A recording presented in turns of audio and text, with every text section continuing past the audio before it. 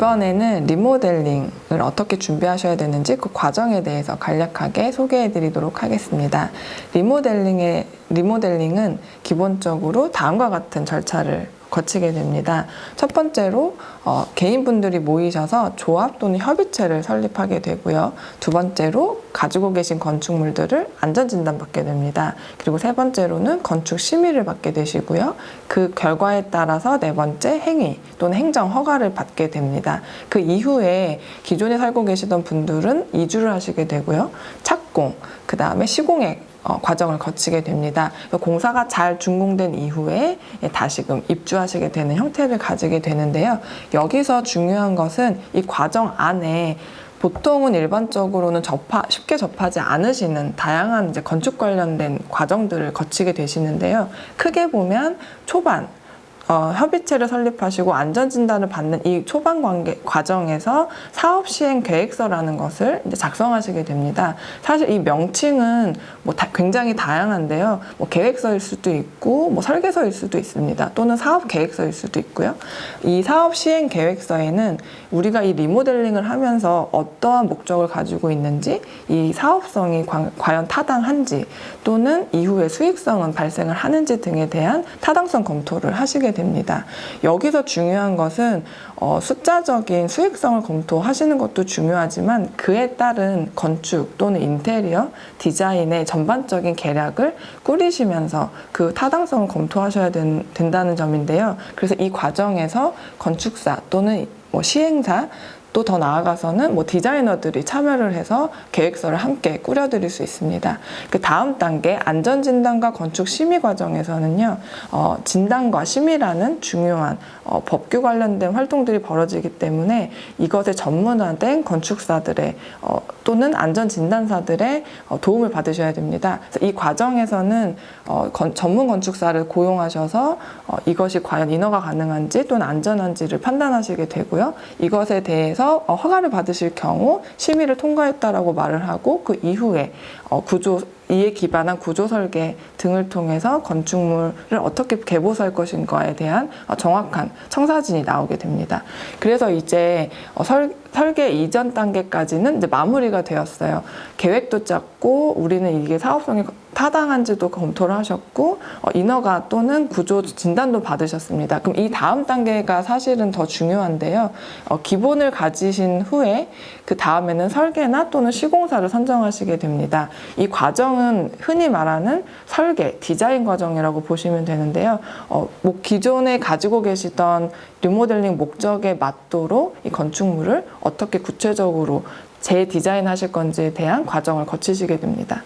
근데 이 과정을 거치시고 나게 되면 그 다음에 시공사를 선정한다거나 시공 견적을 받는다거나 하는 일련의 활동들을 추후에 하실 수 있습니다.